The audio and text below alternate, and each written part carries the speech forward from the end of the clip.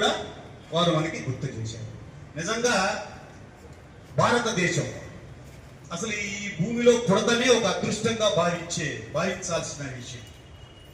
ప్రపంచంలో సర్వతో ఒకప్పుడు ఇదే భారతదేశము విశ్వ గురువుగా ఉంది.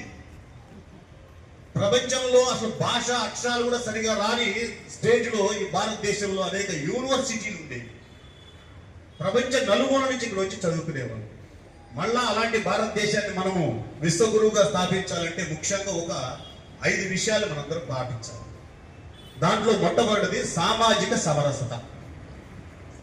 ఈ రాకెట్ యుగంలో కూడా ఇంకా కులాలు మతాలు, ఒక కులం ఎక్కువ ఒక కులం తక్కువ అన్న భావాన్ని మనం అందరము విడనాడాలి. మనందరం భారతీయులు అన్న భావాన్ని పెంచుకోవాలి. తర్వాత పర్యావరణం. ఈ పర్యావరణం అనేది మనం రక్షించుకోవాల్సిన అవసరం ఎంతైనా ఉంది. పర్యావరణం ప్రకృతిని మనం రక్షిస్తే అది మనం రక్షిస్తుంది. అకాలంగా వర్షాలు, అకాలంగా తుఫానులు ఇవన్నీ వచ్చేది పర్యావరణ రక్షణ లేకపోవడం. తర్వాత స్వ అంటే సొంతం. మనం మన భాషని, మన సంస్కృతిని, మన ఆచార వ్యవహారాల్ని వీటన్నిటిని గౌరవించుకుంటూ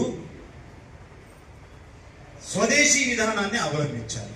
స్వదేశంలో ఉన్న వస్తువుల్ని మనం ఎక్కువగా వినియోగించాలి. తర్వాత కుటుంబ వ్యవస్థ. ఈ రోజున మైక్రో రేంజ్కి వచ్చేసింది కుటుంబం. కనీసం వారానికి 2-3 సార్లు అన్నా మన కుటుంబంతో మనం కలిసి భోజనం చేయాలి, పిల్లలతో చక్కగా హృదయపూర్వకంగా మాట్లాడుకోవాలి.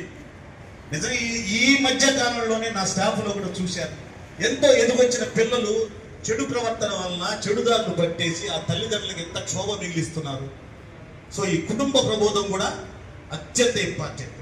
ప్రపంచంలోనే బలమైన కుటుంబ వ్యవస్థ ఒక్క భారతదేశంలోనే ఉంది. సో అలాంటి కుటుంబ ప్రబోధం ఒకటి కావాలి. తర్వాత ప్రజలు హక్కులు మాత్రమే మాట్లాడతా కాదు, వాళ్ళ బాధ్యతలు కూడా విమర్శించకూడదు. ఇప్పుడు ఇక్కడ పార్కింగ్ చేయకూడదు, ఆర్పిఎఫ్ అని ఇక్కడ పార్కింగ్ నో పార్కింగ్ అని పెట్టారు, మనం చేయకూడదు, అది బాధ్యత. రాంగ్ రూట్లో వెళ్ళకూడదు, అది బాధ్యత. మనం ట్యాక్స్ కట్టాలి, అది బాధ్యత.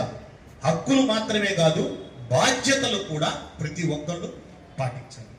ఇవన్నీ చేస్తే తప్పకుండా మన భారతదేశము మళ్ళీ విశ్వగురు స్థానానికి వస్తుందని మనమందరము విదేశ